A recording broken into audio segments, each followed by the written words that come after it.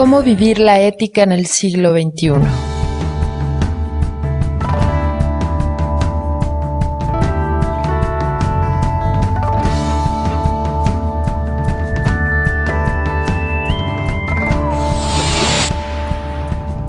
Una de las personas más sabias que ha existido, Albert Einstein, expresó una atrevida e inquietante frase: hay dos cosas infinitas, el universo y la estupidez humana, y del universo no estoy seguro. Su ingeniosa proposición se convierte en un tema preocupante en el siglo XXI, en el que la vida se presenta como un caos y se impone la falta de comprensión entre los seres humanos, situación que está poniendo en peligro nuestra existencia y la del planeta como lugar habitable. El pensamiento nos permite interpretar al mundo de modos muy diversos, desde distintas perspectivas. Sin embargo, Carlos Marx advirtió que, independientemente de la interpretación que tengamos del mundo, lo que se requiere es transformarlo, ya que de seguir en la dirección que llevamos, de no respetarnos como seres humanos, nos sumiremos en una crisis con consecuencias catastróficas. Crisis. Cada uno de nosotros nos sentimos inconformes ante todo lo que acontece a nuestro alrededor, pero la insatisfacción no es suficiente para hacer un cambio. Por lo general, terminamos por conformarnos porque hemos perdido el interés por modificar las cosas. ¿Qué significado tiene hoy en día el vivir con una ética de responsabilidad? Los ideales éticos que han acompañado la historia de la humanidad se han deteriorado, dando prioridad a la sobrevaloración del dinero y de los vaivenes de la moda, a la explotación del trabajador, a la indiferencia y a la falta de cuidado en las cuestiones afectivas, lo cual provoca un constante deterioro del bienestar de la gente. Podemos seguir por ese camino, indiferente y completamente individualista, aislado. Puede ser que hayamos olvidado que podemos elegir el camino que queramos darle a nuestra vida y que podemos ver la crisis como la oportunidad para cambiar, buscando la manera de alcanzar el bienestar humano y de permitir que florezca lo mejor de cada uno de nosotros y de la sociedad en general. No querer luchar para enfrentar la crisis de la condición humana es una tragedia, tal como lo advirtió Einstein. Superar esa apatía es una aventura. Reconocernos como parte de un universo dinámico y creativo es todo un reto. Valorar a nuestro entorno, nuestro cuerpo y nuestra conducta es reconocer el legado que nos llega desde un pasado formidable. Nuestra expresión en el mundo es el resultado de un sinfín de batallas que claman por crecer y transformarse. No es indiferente lo que hagamos día a día. La creatividad está inserta en cada célula de nuestro cuerpo. Todo consiste en conocerlo y en reconocer esa creatividad en nuestro entorno. Si nos decidimos a superarnos nosotros mismos y a sobrepasar la crisis, habremos de ir a la fuente que ha originado el fracaso del bienestar humano a través de la historia y que ha dado pie a la incapacidad de mirarnos a los ojos. Nos referimos al mal, fruto de la pobreza moral humana en la que nos encontramos. Sin embargo, hay que caminar con cautela ante la presencia del mal, ante la falta de una ética que tenga una visión global, producto de la crisis de valores que vivimos en la actualidad, ya que las verdades o certezas que nos ha inculcado la religión, la política, la economía y la ciencia que tradicionalmente permeaban la conducta humana han perdido su vigencia.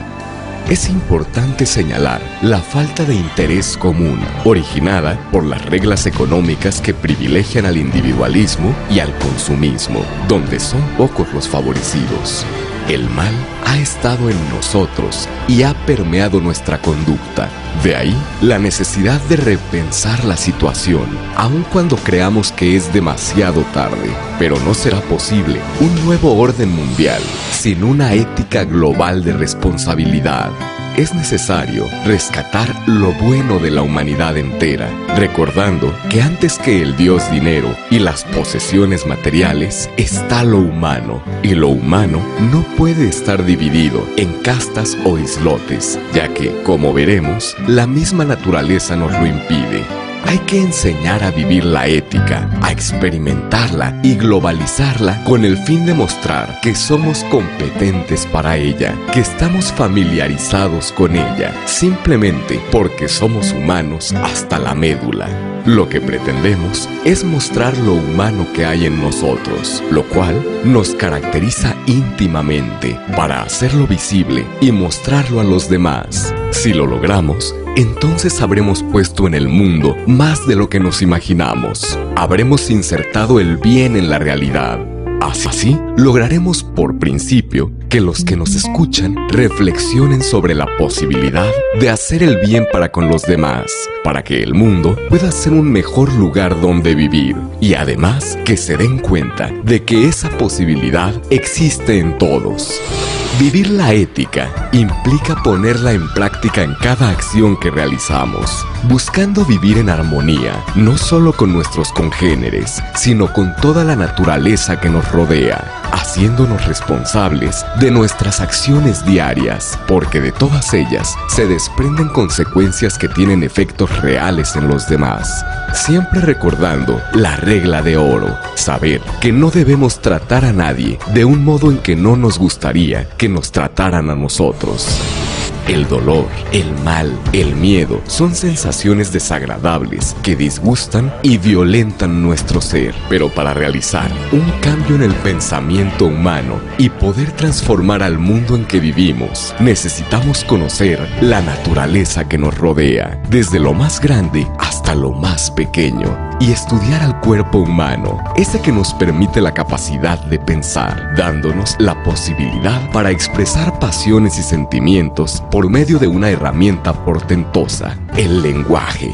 Comencemos por dar un vistazo a lo más inmenso: el cosmos. Somos parte de un universo enorme y formidable. Somos viajeros en una travesía de descubrimientos interminable, donde todo está conformado por partículas demasiado pequeñas para poderlas ver. Del mismo modo, existe un enorme cosmos microscópico en el que podemos encontrar un ajetreado mundo cada vez más pequeño. Es inevitable preguntarnos ¿qué ocasionó el origen del cosmos? La ciencia moderna nos habla de una gran explosión, un estallido de energía radiante y deslumbrante que empezó a expandirse y a enfriarse al mismo tiempo. En estas formas, a veces dominaba la materia y a veces dominaba la energía, pero no había la posibilidad de que existieran de modo separado. De ahí la teoría de la relatividad de Albert Einstein, E igual a mc al cuadrado. La expansión y la energía, que son esencialmente movimiento, se convierten en una interminable cadena que siempre produce efectos. Más allá de nuestra voluntad, todo lo que conforma el cosmos tendrá una implícita voluntad de poder, algo intrínseco a todas las cosas, incluyendo a cada uno de nosotros, que en cada instante de nuestras vidas provoca un inevitable cambio. Dicho de otra forma, todo se convierte en una nueva creación que se agrega al cosmos, sin que esto se pueda impedir. La historia memoria, el eterno retorno. Investigar el espacio exterior profundamente nos permite regresar en el tiempo para analizarlo y descubrir la historia memoria del universo. Nos permite observar la transmisión del pasado convertido en la memoria de todas las cosas en el universo, como un eterno retorno. El cuerpo humano cuenta con esa memoria. Tiene la estela del pasado cósmico adherida a él, no solo en el cerebro, sino en cada partícula que lo conforma. La transmisión del pasado permite la evolución del cosmos, como la estela de un avión de pasajeros que deja a sus espaldas su pasado y que lleva consigo toda la herencia adquirida en su vuelo. Si observamos el cerebro humano, podemos ver que las fibras neuronales se parecen al universo en su conjunto. El universo, con la voluntad que lo caracteriza, creó con su poder todo lo que ha existido y todo lo que en él podemos apreciar hasta ahora. Lo que entendemos por creatividad es la lucha entre las fuerzas que se confrontan en la naturaleza, las cuales no se producen según el esquema causa-efecto. En el universo hay polos de fuerza que generan una lucha indeterminada e interminable, siempre creativa. La Tierra, su historia, memoria. Pensamos y sentimos que las cosas a nuestro alrededor no cambian mucho, pero en la escala de tiempo del cosmos o en la escala geológica, toda la Tierra se transforma y todas las cosas que hemos hecho serán destruidas. Como expresó el filósofo Friedrich Nietzsche, el mundo es un inmenso juego de fuerzas y de ondas energéticas, un mar de fuerzas tempestuosas y fluctuantes en sí mismas, en eterna transformación, en eterno recorrido, con flujo y reflujo de sus formas, empujándolas violentamente de la simplicidad a la multiplicidad más variada, de la quietud, la fijeza y la frialdad máxima a la incandescencia y al desenfreno más salvaje, a la máxima contradicción, como un devenir creativo que no conoce la saciedad, el hastío, el cansancio. Este es el mundo de eterna autocreación, de eterna autodestrucción. Este mundo misterioso, sin metas, en el que se expresa una voluntad de poder y nada más. Al igual que todos nosotros somos voluntad de poder y nada más. La vida. La voluntad natural de la Tierra, que deriva del movimiento de todo lo que existe, hace que nuestro planeta siga autocreándose, y en esa creación interminable fue hace 4.000 millones de años que la vida empezó a desarrollarse. Desde la profundidad de los océanos hasta la colonización de la tierra seca y áspera pasaron millones de años. Primero fueron las bacterias, seguidas por las algas, las plantas y los animales. De los reptiles vertebrados a los mamíferos, la tierra se fue poblando en el agua, la tierra y en el aire. La vida celular se perfila como pura potencia, como pura fuerza celular, la fuerza instintiva que va a dar lugar a la diversidad de vida. Así, la fuerza creativa de la vida se aleja de cumplir una meta o un plan, abriéndose a una multiplicidad de formas, variedad que contemplamos a nuestro alrededor. La voluntad instintiva de las células se apodera de los estímulos que ofrece la naturaleza, obligándolos a encajar en sus necesidades, lo cual es un gran paso hacia la comprensión de cómo se construyen todos los cuerpos con vida y esa maravillosa máquina que es el cuerpo humano. Los primates como voluntad de pensar. Nada en el cosmos puede separarse del pasado para conjugarse con el presente y proyectarse hacia un futuro. La vida, al igual que cualquier cosa en la naturaleza, precisa de esa historia-memoria como un eterno retorno. La vida despliega una inteligencia que se traducirá como pensamiento en los seres humanos, pero pensar verdaderamente es penetrar en la nueva claridad que el eterno retorno abre, con plena voluntad, para involucrarse con todas las decisiones que encierra. Percibir en nosotros mismos la memoria del cosmos es ir más allá de nuestras vivencias personales. Es algo diferente a nosotros mismos, que forma parte de nosotros, pero no nos pertenece. Es más bien algo a lo que pertenecemos, a la historia-memoria de nosotros y de todo lo que ha acontecido. Gracias a la ciencia, es fácil ahora descifrar en los primeros primates el enigma que Zaratustra conocía, que el cosmos, así como la historia de cada quien, se oculta, que solo resulta visible cuando aceptamos la vida tal como es.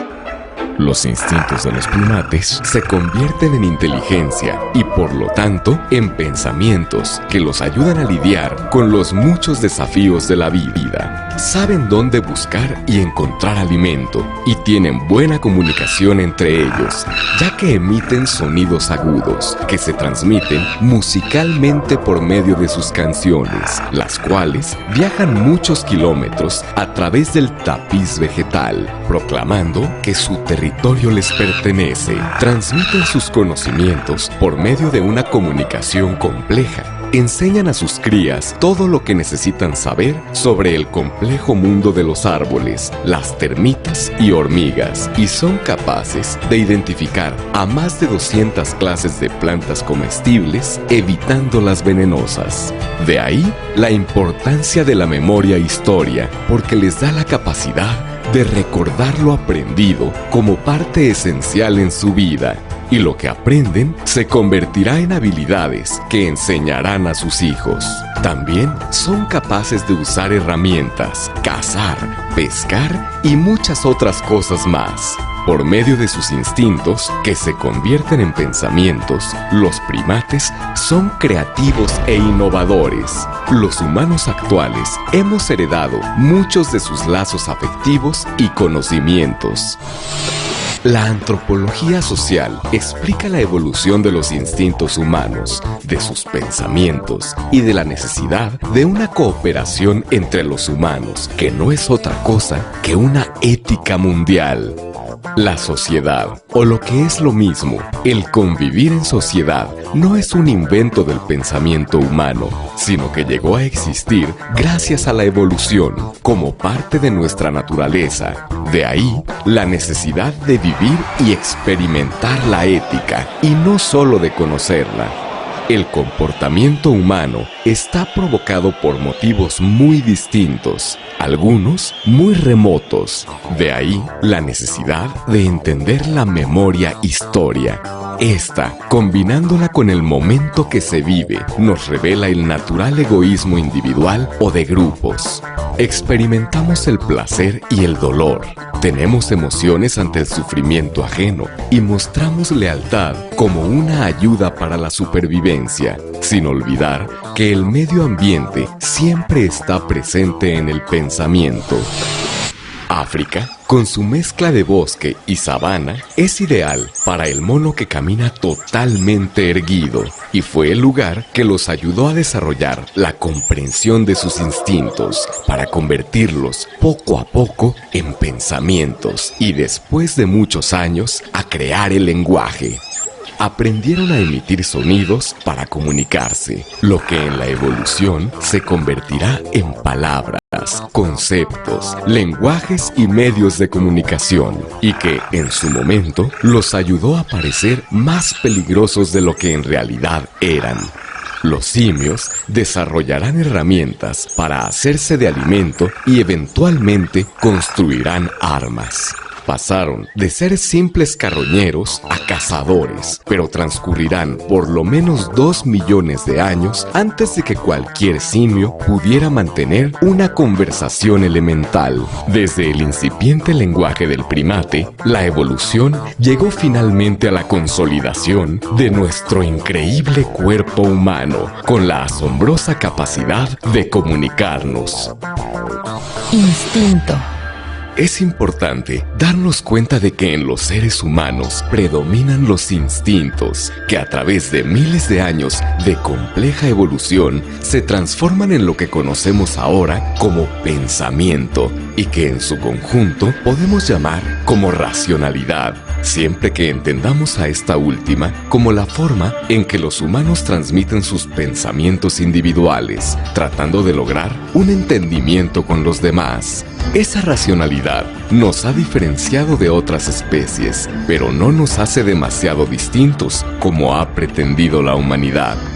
Si no elevamos los instintos a la categoría de pensamiento, los estamos reduciendo a un simple sentir, que puede relacionarse con el placer o el dolor. Pero si unimos a los instintos con el conocimiento que tenemos acumulado individual y socialmente, de acuerdo a la experiencia de cada quien, formaremos pensamientos, y estos tendrán la posibilidad de ser comunicados por medio del lenguaje. En cualquier caso, estamos actuando conscientemente de acuerdo a nuestro cuerpo y a nuestros conocimientos. Nuestro increíble cuerpo humano, su capacidad de conciencia, de pensamiento, de producir pasiones y sentimientos. Cada hueso del cuerpo humano, cada músculo, todo orquestado por miles de millones de células nerviosas y una información genética impresionante, conforman una máquina humana increíble. Todas esas combinaciones de elementos hacen de cada persona un ser único. Pero esa máquina no está sola, sino ligada a todas las cosas en el universo y con mayor razón a la vida en general y a los demás seres humanos. El fenómeno del tiempo lo tenemos que ver desde este instante, desde el ahora, desde el cual continúa un camino hacia adelante, hacia lo que todavía no ocurre. Lo que hace que desde su naturaleza el cuerpo tenga una voluntad de poder creativo, todo dirigido hacia el futuro. Pero también podemos referir el tiempo hacia atrás, hacia el ya no ahora, hacia el pasado, la historia-memoria como eterno retorno, hacia lo que ha acontecido en todos los tiempos. El cuerpo humano es producto de todos los tiempos posibles y de todas las estructuras existentes. Podemos decir que estamos tan lejos o tan cerca del origen de la vida y de nuestros parientes, los primates erectos. Es sorprendente ver cómo se coordina el universo, pero para nosotros es más sorprendente ver cómo se coordina nuestro propio cuerpo, donde un corazón late, el cerebro lanza señales eléctricas, los ojos son capaces de captar numerosas longitudes de onda, almacenar la luz, recuperando la información, unir al pasado como memoria-historia con la posibilidad del olvido. Y todo esto por medio de células diminutas que se comunican internamente y que responden a los impulsos interiores y exteriores de cada cuerpo humano. Por lo que podemos concluir que todo el cuerpo siente, que todo el cuerpo tiene la conciencia de que siente y lo guarda en la memoria e historia de ese sentir. Y todo esto, a través de la evolución, podrá expresarlo por medio del pensamiento, con la herramienta que ha creado el humano, el lenguaje. Conciencia, conocimiento. Podemos interpretar a la conciencia como el cúmulo de estímulos, sensaciones y ondas que se van agregando al cuerpo humano y que se impregnan como memoria historia y que al sentirlos provocan los instintos y van conformando el conjunto de las vivencias de cada persona. De esta forma, la conciencia resulta ser la capacidad de adquirir conocimiento, lo que permite a los seres humanos y a la vida en general percibir de manera más profunda su existencia y la circunstancia que lo rodea. La memoria-historia, como un eterno retorno, aparecerá en forma de recuerdos, con toda la carga emocional que los compone y que al traerlos al momento presente, los traducimos como sentimientos y pasiones. Llamamos pasiones a las inclinaciones o tendencias de gran intensidad que proceden de la voluntad creativa humana, que serán reflejo de los sentimientos. Estas pasiones, con su poder, tratan de conseguir los objetivos que las provocaron. Los celos, el odio, el amor, la venganza, tienen carácter pasional cuando la intensidad del cuerpo humano se escapa al control de la voluntad, lo cual dificulta mantener una vida coherente y social. Las pasiones, al igual que otros procesos afectivos, producen cambios psicológicos de cierta importancia en la persona que las experimenta, la cual sufre una cierta deformación en sus ideas, de modo que sobrevalora todos aquellos contenidos que van de acuerdo con la pasión. Los que están en desacuerdo quedan automáticamente eliminados o, cuando menos, permanecen indiferentes. Aquí podemos recordar al filósofo griego Empédocles, quien dijo que todo aquello que es semejante al cuerpo produce placer y lo que difiere produce dolor. Pensamiento, lenguaje. Comprendiendo en forma general a nuestro increíble cuerpo humano, entraremos en la etapa de entender qué es el pensamiento, ver la importancia de este para comprender la conducta humana a través de los tiempos y ver si la humanidad requiere de asumir una ética de vida en busca del bienestar general o si desea seguir por el camino en que nos encontramos, el cual está provocando la posible destrucción de la especie humana y de su hábitat. Nos decía Zaratustra que la memoria e historia, o sea, el eterno retorno y la voluntad del devenir, con su poder creativo, no requieren enseñarse porque son la vida misma. Es algo que cada quien experimenta con su propia vida. Es el inicio de algo serio para el que se necesitan oídos en alerta y deseos de vivir la vida plenamente. Conocer la historia del pensamiento humano y las consecuencias que ha tenido en la conducta implica tomarse muy en serio la cuestión de la responsabilidad. Nos interesa considerar al pensamiento desde el reconocimiento de su creatividad. Afirmamos que el pensamiento es creativo porque transforma, produce y ubica en la realidad novedades antes no imaginables para la sociedad. La creatividad del pensamiento se refleja cuando el hombre logra vencer las dificultades que se le presentan, cuando supera los obstáculos que le acontecen frente al pensamiento mismo. La creatividad es también la forma que nos hace sobrevivir y mantenernos ante lo extraño del mundo y de los otros. Pero es importante recordar que el pensamiento humano no solo representa el presente de cada individuo, sino que se fusiona con el pasado como memoria e historia, como el cúmulo de experiencias, tanto individuales como sociales, que serán el conocimiento de cada persona. Cada identidad tendrá el conocimiento acorde con sus interacciones. De ahí que nos preguntemos, ¿cómo transmitir el pensamiento? Nuestro sistema de sonidos y lenguaje restringe la transmisión de los pensamientos del humano, ya que éste guarda dentro de su estructura corporal todo su conocimiento, que se compone de sus múltiples vivencias pasadas, presentes y con la posibilidad de un futuro, pero solo es capaz de transmitir una pequeña dosis de su pensamiento, haciendo que éste solo se pueda interpretar por los demás. Hay que tener presente que el lenguaje está cargado de pensamiento y, por lo tanto, cada palabra o concepto conserva el pensamiento de la persona que desea comunicarse con los otros, sin olvidar que quienes reciben la comunicación solo podrán interpretar, de acuerdo a su propio pensamiento, las intenciones recibidas.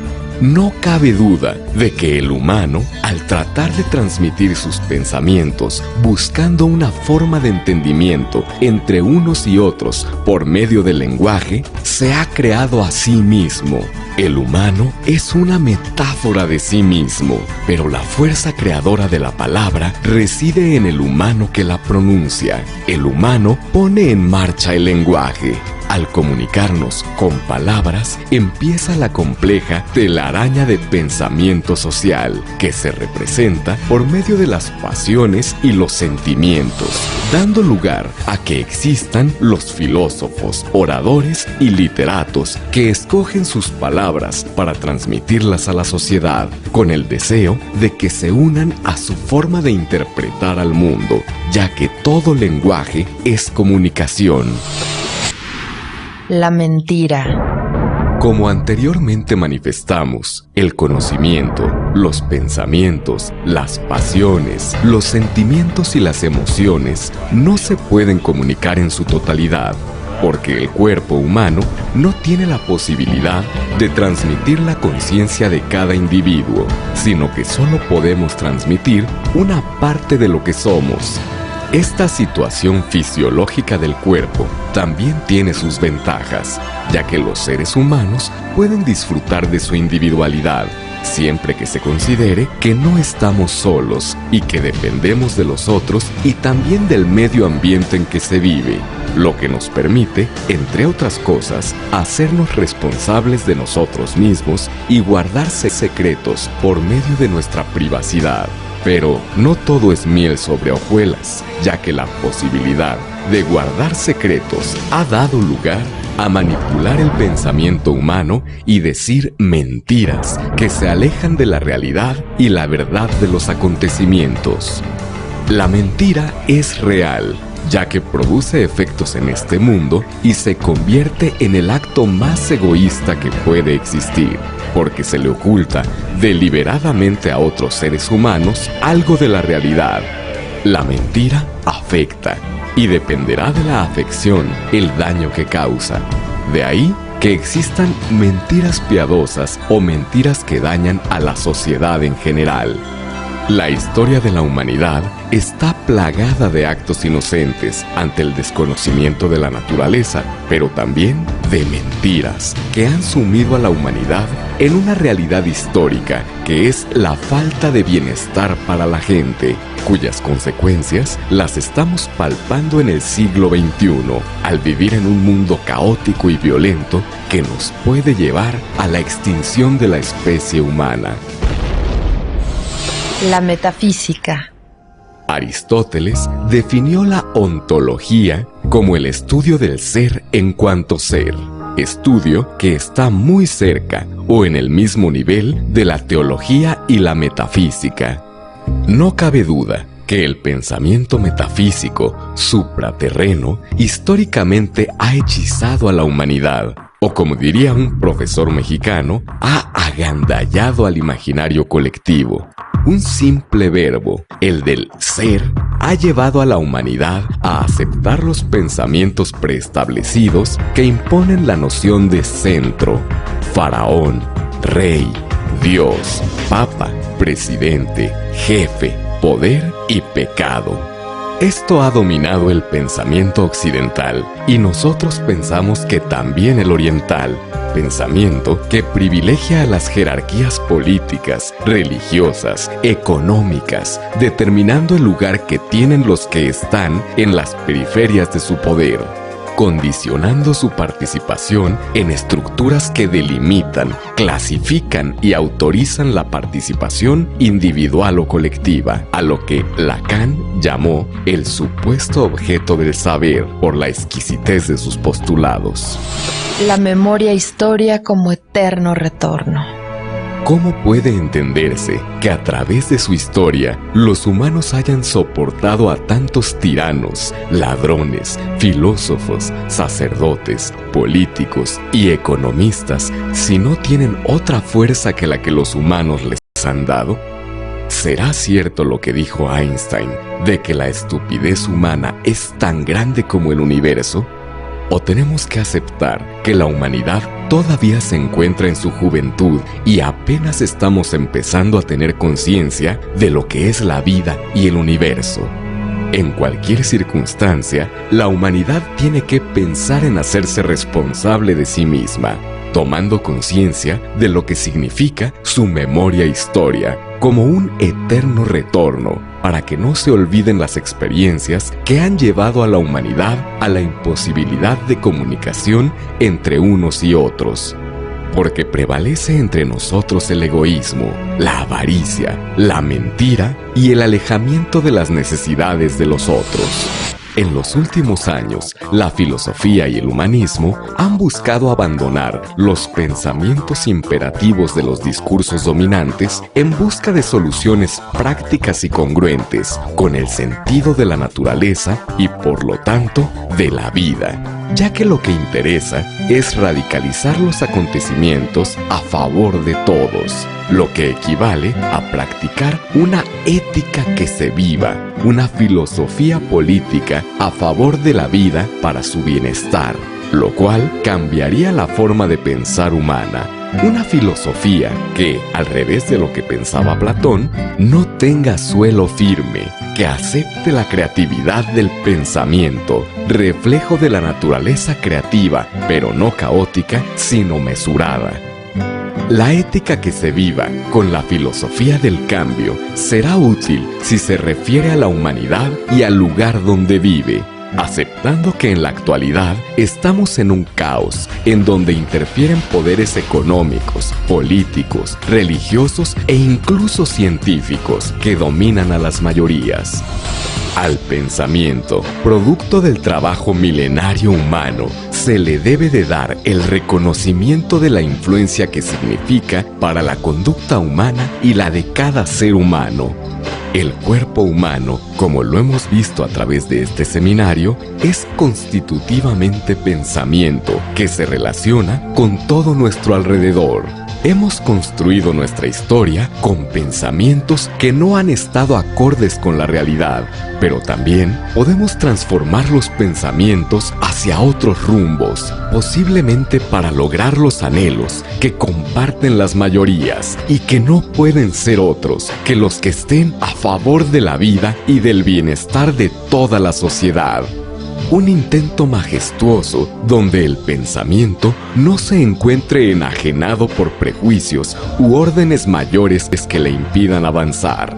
El pensamiento, por lo tanto, es una capacidad creativa que puede cambiar el entorno con una ética responsable, donde se radicalice sin violencia. No solo pensar en uno, sino pensar en los otros como parte de uno, lo que incluye a los otros humanos y, por supuesto, a todo lo que contiene el planeta Tierra y más aún. Pensar un mundo menos caótico y violento como el de nuestros días es tener la esperanza de evitar la extinción de la especie y la razón humana, porque podemos cambiar las cosas. De ahí la necesidad urgente de pensar en una ética global que ofrezca una mejor calidad de vida.